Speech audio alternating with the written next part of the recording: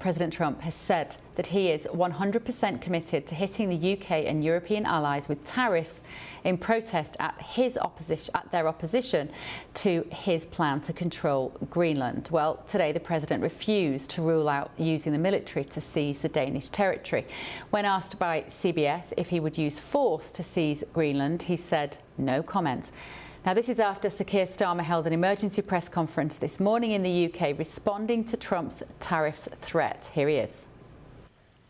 Alliances endure because they're built on respect and partnership, not pressure. That is why I said the use of tariffs against allies is completely wrong. It is not the right way to resolve differences within an alliance. Such measures hurt British workers, British businesses, and the British economy. And that is why I've been so clear on this issue. A trade war is in no one's interest. And my job is always to act in the UK's national interest. Well, what did you think of the tone of that speech this morning from Keir Starmer? Do you think the president is paying any attention to what he says? Is the president going to be paying attention to people like this? Two MPs in the House of Commons earlier today who made some suggestions of how to deal with him. He is thin-skinned, he has an ego, and he doesn't like to be embarrassed. Should the state visit go ahead this year? Should football teams play in American stadia for the World Cup? These are things which would embarrass the president at home. We now need to fight fire with fire. We are not dealing with a rational man. He responds only to shiny baubles, as we've seen with the incredible saga of the Nobel Peace Prize. So I want to agree with the Right Honourable Member for North Dorset and ask the government if they will consider removing the King's visit to the United States and also a boycott of the World Cup to show Donald Trump that the only thing he responds to is his own pride. I find it absolutely terrifying that our country is in the hands of people like that. That was the Conservative MP Simon Hoare first, and then secondly we saw Luke Taylor there from, surprise, surprise, the Liberal Democrats. Well, joining me in the studio is retired Navy SEAL and Chief Talent Officer of Overwatch Mission Critical, Mike Sarraille. Now, Mike, first of all, I want to apologise on behalf of the idiots that run our country there, because they don't understand. That's all I can conclude. They do not understand what President Trump is trying to do here when he says he wants to take control of Greenland. Will you just explain to them, in case they're watching, why it might be in international interest to do what he's asking? Well, Bev, thanks for having me on. You don't have to apologize for politicians around the globe. The globe, we understand who they are and they're bought and paid for. So Greenland, and I know the rhetoric has been heated from Trump. Are we going to invade Greenland? No. Are we looking at a strategic partnership, not a sovereignty transfer? Yes. The strategic importance of Greenland, it is a critical vulnerability to the United States, the Arctic, and that is a new battleground.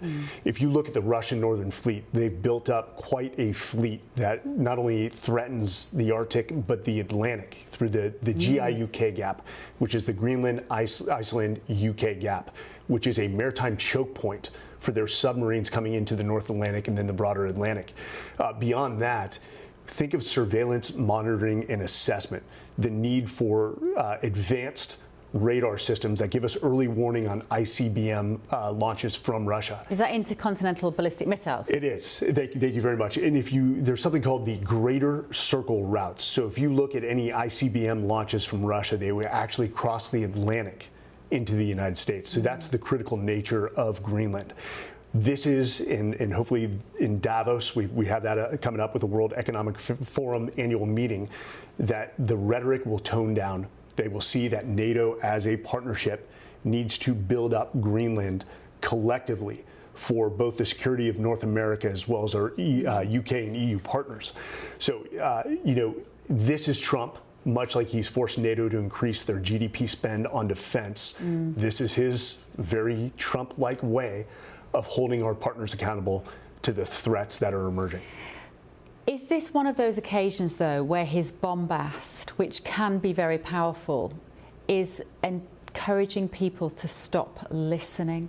because we've just seen there from members of our elected government in the UK and our elected parliament in the UK, even though those people are in opposition, they are just hearing the style of his delivery. They're not stopping to consider what it is that he's trying to do, because it's in their interests as well. It is. Sometimes he has to convince them, but it's not just your UK partners. Half of America has an allergic reaction every time Trump says something.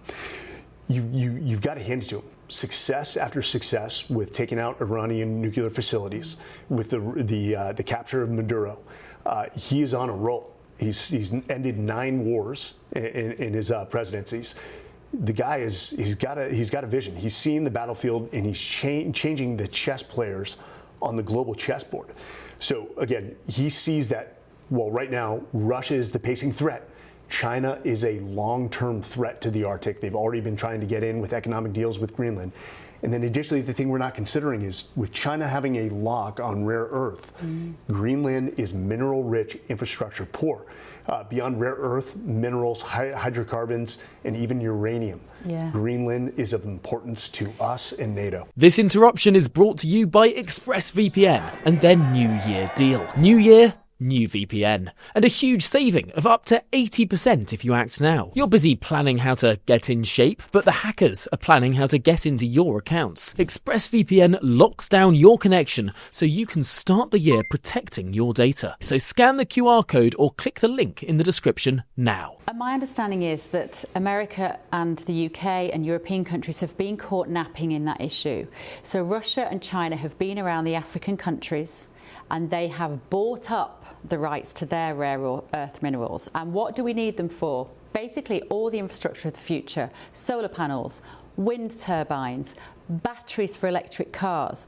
How has the West sat back whilst China and Russia have got such a run on that incredibly important source of materials? Here's my opinion. The global war on terror for 20 years distracted us. That was the war against terrorism.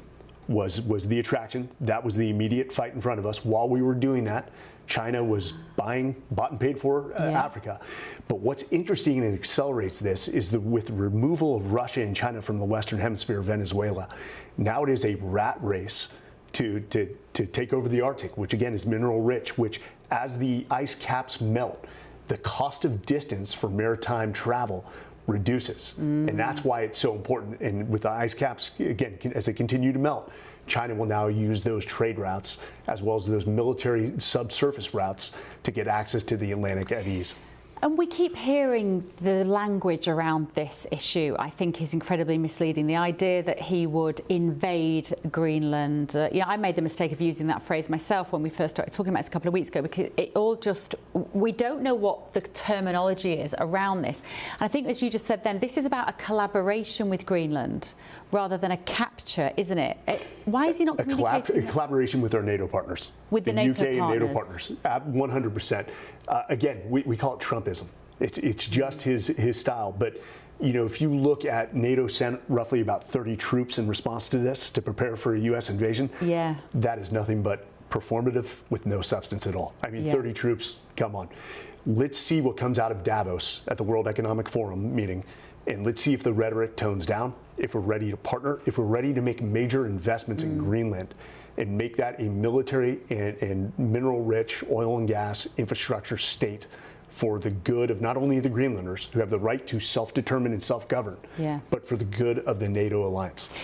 Because my understanding is that the Greenlanders will have to have a referendum on this. It would have to be voted for the majority. And on recent polling, 85% of Greenlanders don't want to be under the control of America. They're very happy with Danish rule. How does Trump circumnavigate that particularly pesky democratic issue? So that is an obstacle to the U.S. taking control of Greenland. What I would say is seek a strategic partnership and alliance, not a sovereignty transfer. I think that's not in the cards. But again, Trump will push his NATO partners to realize the threat coming out of the north that impacts us all. So again, Davos is going to be a key in his delivery at his address at Davos is going to tell us how this is going to play out over the next few weeks or months. He's threatened these tariffs within 2 weeks. Do you think he'll end up executing these tariffs against these NATO partners, these 8 European countries. Italy isn't one of them, funnily enough. He quite likes Georgia Maloney. But we're in there, the UK are in there. Do you think he'll end up doing that? Neither Poland as well. You know, with Trump, you never can tell. And I know those tariffs go up on, I believe, June 1. So, again, they could be threats to force the hand of the NATO partners to come to the table and pay serious attention to Greenland. But, again, that's the wild card we have in our president, is the world leaders never know. And, you know, even with Iran. People didn't think he was going to strike Iran, and then all of a sudden we wake up on a Saturday and Iran was struck. So that's a superpower for Trump that you never tell what he's going to do. Are you excited about Davos? I am. I'm going to be watching closely, not only his address, but the Chinese finance minister. It definitely is a very interesting world, and the geopolitics are changing at a rate we've probably never seen in our lifetimes. Let me just ask you one very quick question. Sometimes with Trump, there's a lot of noise made about something because he doesn't want you to look over there. So he makes a bit of a noise over in that direction. What might he be distracting us from at the moment? I keep hearing rumours about Cuba, Mike. I've heard the same rumours. And again, this is an expert, the art of the sale is he'll keep you distracted looking elsewhere while we deal with Cuba. I think Cuba, with the loss of Maduro in Venezuela, which was a key component to their economic survivability, I think Cuba will take care of itself in time. And sometimes, you know, America, we are a young nation. We lack tactical patience or strategic patience sometimes. And sometimes you just got to let things play out. And I think Cuba is one of those countries that will take care of itself. Okay, fantastic. Fascinating, Mike. Mike Sarraille, thank you so much. Thank you. What a pleasure.